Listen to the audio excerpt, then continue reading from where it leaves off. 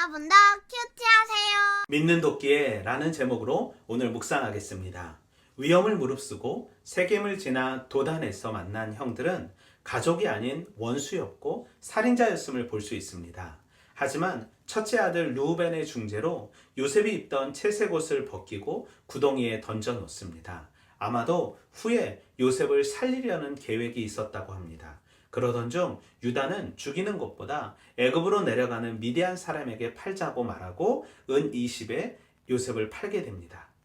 그리고 채색 옷에 수점소의 피를 젖혀 아버지 야곱에게 보여주었고 야곱은 큰 슬픔에 빠지게 됩니다.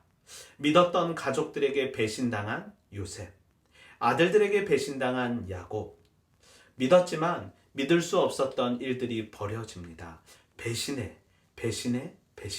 야곱을 산 이스마엘 사람들과 미디안 상인들은 문학적인 변화를 주는 기법으로 한 종족입니다. 우리는 본문 속에서 편애가 얼마나 무서운 건지 알게 하시는 하나님, 순간순간마다 요셉을 살릴 수 있는 사람을 보내주시는 하나님을 발견할 수 있습니다. 형제들 간의 반목은 결국은 살인 협박, 인신매매 등 믿음의 가정에서 있을 수 없는 일들이 일어나게 됨을 볼 수 있습니다. 편애의 결과는 형제들 간의 다툼과 시기였고 결국은 관계의 살인, 영혼의 살인이었습니다. 하지만 때마다 시마다 요셉을 살리시기 위한 방법들이 제시가 됩니다.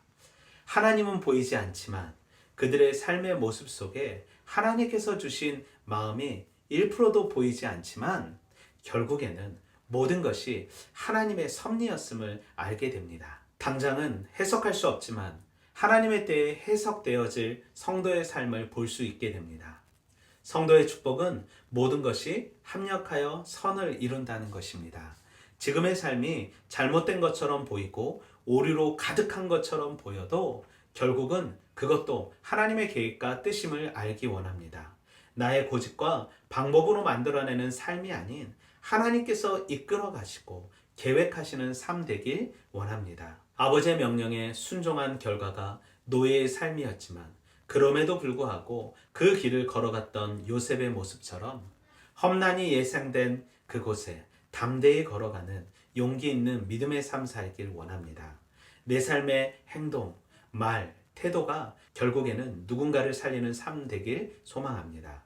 믿을 수 없는 세상, 믿음도 안 가는 세상에서 복음의 진수를 가지고 믿을 만한 사람으로 오늘도 살아가는 하루 되길 원합니다. 말씀으로 화이팅!